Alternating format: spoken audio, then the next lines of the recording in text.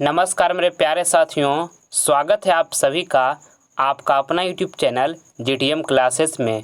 दोस्तों, आप लोग का कमेंट्स आ रहा था कि सर संस्कृत का टेस्ट लीजिए पंकज पटेल का, और भी बहुत सारे स्टूडेंट का दोस्तों कमेंट आ रहा था कि सर संस्कृत का टेस्ट करवाइए। ठीक है, तो आज की इस वीडियो में दोस्तों आपसे हम संस्कृत का टेस्ट लेंगे जो अति महत्वपूर्ण प्रश्न है। ठीक है, और मात्र 25 ऑब्जेक्टिव क्वेश्चन होगा और इसी तरह के प्रश्न आपके फाइनल बोर्ड परीक्षा में पूछा जाएगा। ठीक है, इसलिए टेस्ट को पूरी कंसंट्रेशन के साथ दीजिएगा और वीडियो के अंत में कमेंट बॉक्स में करके बताइएगा दोस्तों कि 25 में से कितना प्रश्न का जवाब बिल्कुल सही दिए। ठीक है, और सारा प्रश्न को आपको पहले आंसर खुद से गेस करना है। ठीक, तो आइए हम बिना टाइम वेस्ट किए हुए वीडियो को स्टार्ट करते हैं। देखिए पहला प्रश्न, विजय किससे प्राप्त होती है? ऑप्शन ए में लिखा हुआ है सत्य से, बी में लिखा है असत्य से, और सी में लिखा है अपमान से, और डी में लिखा है घृणा से। तो दोस्तों ये प्रश्न में आपको यहाँ से बताना है कि विजय किससे प्राप्त होती है। तो विजय सत्य से प्राप्त होती है। ठीक है, ऑप्शन नंबर यहाँ पर ए जो होगा हमारा बिल्कुल करेक्ट आंसर हो जाएगा। आइए अगला प्रश्न हम देखते हैं। दूसरा नंबर, पृथ्वी का दान देने के लिए कौन चाहता है? काफ़ी महत्वपूर्ण प्रश्न है आपके बोर्ड एग्जाम के लिए। ऑप्शन ए में लिखा है शल, बी में लिखा है भास, सी में लिखा है इंद्र, और डी में लिखा है कर्ण। तो ये प्रश्न में आपको बताना है दोस्तों कि पृथ्वी का दान देने के लिए कौन चाहता है। तो कर्ण चाहते थे। ठीक है, ऑप्शन नंबर यहाँ पे डी जो होगा हमारा बिल्कुल करेक्ट आंसर हो जाएगा। और कर्ण दोस्तों बहुत ही दानशील व्यक्ति थे। ठीक है, ये भी आपको ध्यान में रखना है। आइए अगला प्रश्न हम देख लेते हैं। तीसरा नंबर, शरीर का सबसे बड़ा शत्रु कौन है? बताइए इसका आंसर क्या होगा, गेस कीजिए पहले आप खुद से। ऑप्शन ए में लिखा हुआ है क्षमा, बी में लिखा हुआ है आलस्य, और देखिए सी में लिखा है क्रोध, और डी में लिखा हुआ है लोभ। तो ये प्रश्न में आपको यहाँ से बताना है दोस्तों कि शरीर का सबसे बड़ा शत्रु कौन है। तो आलस्य है। ठीक है, ऑप्शन नंबर यहाँ पे बी जो होगा बिल्कुल राइट आंसर हो जाएगा। आइए अगला प्रश्न हम देखते हैं। चौथा नंबर, आलस कथा का रचनाकार कौन है? ऑप्शन ए में लिखा हुआ है विद्यापति, और बी में लिखा है सूरदास, और सी में लिखा हुआ है कालिदास, और डी में लिखा हुआ है तुलसीदास। तो ये प्रश्न में आपको यहाँ से बताना है दोस्तों कि आलस कथा का रचनाकार कौन है। तो विद्यापति हैं। ठीक है, ऑप्शन नंबर यहाँ पे ए जो होगा हमारा बिल्कुल राइट आंसर हो जाएगा। आइए अगला प्रश्न हम देख लेते हैं। पाँचवा नंबर, कुंती का पुत्र कौन था? ऑप्शन ए में लिखा हुआ ब्रह्मा, बी में लिखा है दुर्योधन, और सी में लिखा है कर्ण, और डी में लिखा हुआ इंद्र। तो ये प्रश्न में आपको यहाँ से बताना है दोस्तों कि कुंती का पुत्र कौन था। तो कर्ण जो थे कुंती का पुत्र थे। ठीक है, ऑप्शन नंबर यहाँ पे जो हमारा सी होगा बिल्कुल करेक्ट आंसर हो जाएगा। आइए अगला प्रश्न हम देख लेते हैं। छठा नंबर प्रश्न में आपसे पूछा गया है कि जीवन का श्रेष्ठ लक्ष्य क्या होना चाहिए? ऑप्शन ए में लिखा हुआ है शांति, बी में लिखा है विश्व कल्याण, और सी में लिखा है सद्भावना, और डी में लिखा है ये सभी। तो दोस्तों ये प्रश्न में आपको बताना है कि जीवन का श्रेष्ठ लक्ष्य क्या होना चाहिए। तो शांति भी होना चाहिए, और विश्व कल्याण भी होना चाहिए, और सद्भावना भी होना चाहिए। ठीक है, यानी कि राइट आंसर जो होगा ये सभी। ऑप्शन नंबर यहाँ पर हमारा जो डी होगा बिल्कुल राइट आंसर हो जाएगा। आइए नेक्स्ट प्रश्न हम देख लेते हैं।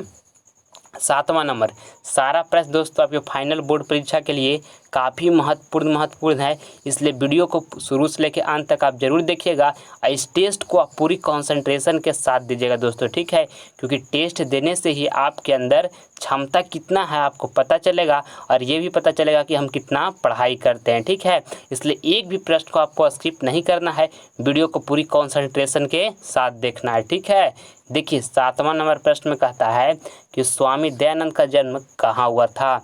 ऑप्शन ए में लिखा है उत्तर प्रदेश में, बी में लिखा है मध्य प्रदेश में, और सी में लिखा हुआ है बंगाल में, और डी में लिखा हुआ है गुजरात में। तो ये प्रश्न में आपको बताना है दोस्तों कि स्वामी दयानंद का जन्म कहाँ हुआ था। तो गुजरात में हुआ था। ठीक है, गुजरात के टंकारा नामक गांव में दोस्तों स्वामी दयानंद का जन्म हुआ था। ठीक है, तो यहाँ पे ऑप्शन नंबर डी हमारा बिल्कुल करेक्ट आंसर हो गया। आइए अगला प्रश्न हम देख लेते हैं। 8 नंबर, इसमें पूछा गया है कि पाटलिपुत्र किस महापुरुष की जन्म स्थली है? ऑप्शन ए में लिखा हुआ है गुरु नानक, बी में लिखा है गुरु गोविंद सिंह, और देखिए सी में लिखा है महावीर, और डी में लिखा है गौतम बुद्ध। तो ये प्रश्न में आपको यहाँ से बताना है दोस्तों कि पाटलिपुत्र किस महापुरुष की जन्मस्थली है, तो गुरु गोविंद सिंह के है। ठीक है, ऑप्शन नंबर यहाँ पे बी जो होगा हमारा बिल्कुल राइट आंसर हो जाएगा। आइए अगला प्रश्न हम देख लेते हैं 9 नंबर। संसार में बच्चों का सच्चा रक्षक कौन होता है? बताइए जल्दी से, इसका कमेंट बॉक्स में जवाब दीजिए कि इसका राइट आंसर क्या होगा। ऑप्शन ए में लिखा हुआ है पिता, बी में लिखा है माता, सी में लिखा है भाई और डी में लिखा है बहन। तो ये प्रश्न में आपको बताना है दोस्तों कि संसार में बच्चों का सच्चा रक्षक कौन होता है, तो माता होते हैं। ठीक है, ऑप्शन नंबर यहाँ पे सी बी जो होगा दोस्तों हमारा बिल्कुल करेक्ट आंसर हो जाएगा। ठीक है, इसलिए अपनी माता को काफ़ी आदर आप कीजिए। ठीक, देखिए 10 नंबर प्रश्न कहता है स्वामी दयानंद मूर्ति पूजा के थे। काफ़ी महत्वपूर्ण प्रश्न आपके बोर्ड एग्जाम के लिए। ऑप्शन ए में लिखा है विरोधी, बी में लिखा हुआ पक्षधर और सी में लिखा हुआ समर्थक और डी में लिखा हुआ इनमें से कोई नहीं। तो ये प्रश्न में आपको बताना है दोस्तों कि स्वामी दयानंद मूर्ति पूजा के थे तो विरोधी थे। ठीक है, ऑप्शन नंबर यहाँ पे ए जो होगा हमारा बिल्कुल करेक्ट आंसर हो जाएगा। आइए अगला प्रश्न हम देख लेते हैं 11 नंबर। किस देश में देवता बार बार जन्म लेना चाहते हैं? ऑप्शन ए में लिखा हुआ पाकिस्तान, बी में लिखा हुआ यूनान, सी में लिखा है नेपाल और डी में लिखा है भारत। तो ये प्रश्न में आपको यहाँ से बताना है दोस्तों कि किस देश में देवता बार बार जन्म लेना चाहते हैं, तो भारत में बार बार जन्म लेना चाहते हैं देवता। ठीक है, ऑप्शन नंबर यहाँ पर डी जो होगा मेरा बिल्कुल करेक्ट आंसर हो जाएगा। आइए अगला प्रश्न देख लेते हैं 12 नंबर। इसमें आपको यहाँ से बताना है दोस्तों कि आर्य समाज की स्थापना कब हुई थी? ऑप्शन ए में लिखा 1855, बी में लिखा 1865 और सी में लिखा हुआ 1875 और डी में लिखा 1880। तो ये प्रश्न में आपको यहाँ से बताना है दोस्तों कि आर्य समाज की स्थापना कब हुई थी, तो 1875 ईस्वी में आर्य समाज की स्थापना हुई थी। ठीक है, ऑप्शन नंबर यहाँ पे सी जो होगा हमारा बिल्कुल करेक्ट आंसर हो जाएगा। आइए देखते हैं अब हम 13 नंबर प्रश्न। इसमें पूछा गया है कि मानवता के विनाश का भय किससे है? ऑप्शन ए में लिखा हुआ है शास्त्र, बी में लिखा हुआ अस्त्र और सी में लिखा है दोनों और डी में लिखा है इनमें से कोई नहीं। तो ये प्रश्न में आपको बताना है दोस्तों कि मानवता के विनाश का भय किससे है, तो दोस्तों अस्त्र से है। ठीक है, ऑप्शन नंबर यहाँ पे बी जो होगा हमारा बिल्कुल करेक्ट आंसर हो जाएगा। ठीक, आइए अगला प्रश्न हम देख लेते हैं 14 नंबर। और दोस्तों आगे बढ़ने से पहले आपसे हमारी एक छोटी सी रिक्वेस्ट है कि अगर जो आप अभी तक आप हमारे चैनल को सब्सक्राइब नहीं किए हैं दोस्तों, तो इस चैनल को आप सब्सक्राइब कर लें, क्योंकि इससे आपको फ़ायदा क्या होगा कि जब भी हम लाइव क्लास आएंगे तो सबसे पहले नोटिफिकेशन आपको मिलेगा। ठीक है, इसलिए अभी तक अगर जो आप सब्सक्राइब नहीं किए हैं तो रेड बटन दबाकर आप हमारे चैनल को जल्द सब्सक्राइब कर ले। ठीक, देखिए 14 नंबर प्रश्न कहता है कि भारतीय संस्कार कुल कितना है? ये प्रश्न आपके बोर्ड एग्जाम में बहुत बार पूछा गया है। ऑप्शन ए में लिखा है 15, बी में लिखा है 16, सी में लिखा है 18 और डी में लिखा है 20। तो ये प्रश्न में आपको बताना है दोस्तों कि भारतीय संस्कार कुल कितना है, तो 16 है। ठीक है, ऑप्शन नंबर यहाँ पे बी जो होगा बिल्कुल करेक्ट आंसर हो जाएगा। आइए अगला प्रश्न हम देख लेते हैं 15 नंबर। इसमें आपको बताना है कि देवता लोग क्या गाते हैं? ऑप्शन ए में लिखा है संगीत, बी में लिखा है झूमर और सी में लिखा है मल्हार और डी में लिखा है गीत। तो इसमें आपको बताना है दोस्तों कि देवता लोग क्या गाते हैं, तो दोस्तों क्या गाते हैं? गीत गाते हैं। ठीक है, ऑप्शन नंबर यहाँ पे हमारा डी जो होगा बिल्कुल राइट आंसर हो जाएगा। ठीक है, आइए अगला प्रश्न हम देख लेते हैं 16 नंबर। 16 नंबर प्रश्न में आपको बताना है दोस्तों कि कर्मवीर कथा किसकी कथा है? ऑप्शन ए में लिखा है संपन्न की, बी में लिखा है दलित की और सी में लिखा हुआ है विकलांग की और डी में लिखा हुआ है निर्धन की।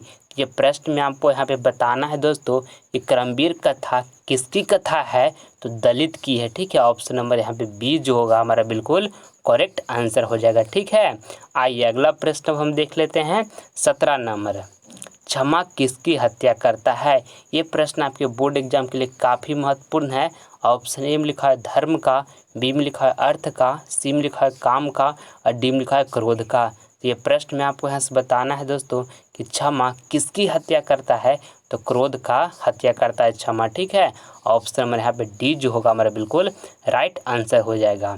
आइए अगला प्रश्न हम देख लेते हैं 18 नंबर। दोस्तों टेस्ट को आप पूरी कंसंट्रेशन के साथ दीजिएगा, क्योंकि टेस्ट देने से आपको पता चलेगा कि हमारे अंदर कितना क्षमता है। ठीक है, इस वीडियो का एक भी प्रश्न आप स्किप नहीं कीजिएगा, और इसमें से जो प्रश्न आपको याद नहीं होगा उसे नोटबुक पर आप लिख कर अच्छी तरीके से याद कर लीजिएगा। ठीक है, देखिए 18 नंबर प्रश्न में कहता है कि रामप्रवेश ने स्नातक परीक्षा में कौन सा स्थान प्राप्त किया। ऑप्शन ए में लिखा है उच्च स्थान, बी में लिखा है निम्न स्थान, और सी में लिखा है प्रथम स्थान, और डी में लिखा है द्वितीय स्थान। तो ये प्रश्न में आपको यहाँ से बताना है दोस्तों कि रामप्रवेश ने स्नातक परीक्षा में कौन सा स्थान प्राप्त किया, तो प्रथम स्थान प्राप्त किया। ठीक है, ऑप्शन नंबर यहाँ पे सी जो होगा हमारा बिल्कुल करेक्ट आंसर हो जाएगा। आइए अगला प्रश्न हम देख लेते हैं 19 नंबर, वेदों की ओर लौटो का नारा किसने दिया। ऑप्शन ए में लिखा है दयानंद ने, बी में लिखा है विद्यासागर ने, और सी में लिखा है विवेकानंद ने, और डी में लिखा है इनमें से कोई नहीं। तो ये प्रश्न में आपको यहाँ से बताना है दोस्तों कि वेदों की ओर लौटो का नारा किसने दिया, तो दयानंद ने दिए। ठीक है, ऑप्शन नंबर यहाँ पे ए जो होगा हमारा बिल्कुल राइट आंसर हो जाएगा। ठीक है, आइए अगला प्रश्न हम देख लेते हैं 20 नंबर, रामप्रवेश के गांव का क्या नाम था। काफ़ी महत्वपूर्ण प्रश्न है आपके बोर्ड एग्जाम के लिए। ऑप्शन ए में लिखा हुआ उत्तर टोला, बी में लिखा है दक्षिण टोला, और सी में लिखा है नया टोला, और डी में लिखा है भिखन टोला। तो ये प्रश्न में आपको बताना है दोस्तों कि रामप्रवेश के गांव का क्या नाम था, तो भिखन टोला नाम था। ठीक है, ऑप्शन नंबर यहाँ पे डी जो होगा हमारा बिल्कुल राइट आंसर हो जाएगा, आपको इसको याद कर लेना है। आइए अगला प्रश्न हम देखते हैं 21 नंबर, घर की लक्ष्मी कौन होती है। ऑप्शन ए में लिखा है पुरुष, बी में लिखा है स्त्री, सी में लिखा है कवि, और डी में लिखा है बालक। काफ़ी आसान प्रश्न है, जल्दी से कमेंट बॉक्स में जवाब दीजिए। कमेंट बॉक्स में इसका जवाब दीजिए। आपको बताना है कि घर की लक्ष्मी कौन होती है, तो स्त्री होती है। ठीक है, ऑप्शन नंबर यहाँ पे बी जो होगा हमारा बिल्कुल राइट आंसर हो जाएगा। आइए अगला प्रश्न हम देख लेते हैं 22 नंबर, किसकी महिमा सर्वत्र गाई जाती है। ऑप्शन ई में लिखा हुआ है देव की, बी में लिखा है भारत की, और सी में लिखा हुआ है विश्व की, और डी में लिखा है पाटलिपुत्र की। तो ये प्रश्न में आपको यहाँ से बताना है दोस्तों कि किसकी महिमा सर्वत्र गाई जाती है, तो भारत की महिमा जो है सर्वत्र गाई जाती है। ठीक है, ऑप्शन नंबर यहाँ पे बी जो होगा हमारा बिल्कुल राइट आंसर हो जाएगा। आइए अगला प्रश्न हम देख लेते हैं 23 नंबर, सूर्यपुत्र कौन था। ऑप्शन ए में लिखा हुआ है भीम, बी में लिखा है अर्जुन, सी में लिखा है कर्ण, और डी में लिखा हुआ है राम। तो ये प्रश्न में आपको बताना है दोस्तों कि सूर्यपुत्र जो था वो कौन था, तो कर्ण जो था दोस्तों ये सूर्यपुत्र था। ठीक है, ऑप्शन नंबर जो हमारा सी होगा यहाँ पे बिल्कुल राइट आंसर हो जाएगा। आइए अगला प्रश्न हम देखते हैं 24 नंबर, हिरण्मय पात्र से किसका मुंह ढका हुआ है। काफ़ी महत्वपूर्ण प्रश्न है आपके बोर्ड एग्जाम के लिए।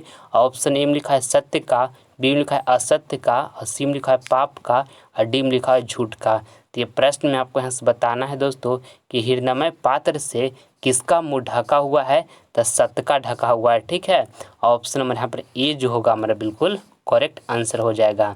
आइए अगला प्रश्न हम देख लेते हैं 25 नंबर, ये हमारा अंतिम प्रश्न है। ठीक है, इसमें आपको बताना है कि स्वामी दयानंद की मृत्यु कब हुई थी।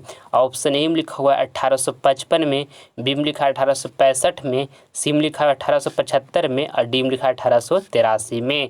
तो ये प्रश्न में आपको बताना है दोस्तों कि स्वामी दयानंद की मृत्यु कब हुई थी, तो 1883 ईस्वी में स्वामी दयानंद की मृत्यु हुई थी। ठीक है, ऑप्शन नंबर यहाँ पे डी जो होगा हमारा बिल्कुल करेक्ट आंसर हो जाएगा। दोस्तों यहाँ पर हम आपको 25 महत्वपूर्ण ऑब्जेक्टिव क्वेश्चन बताएं।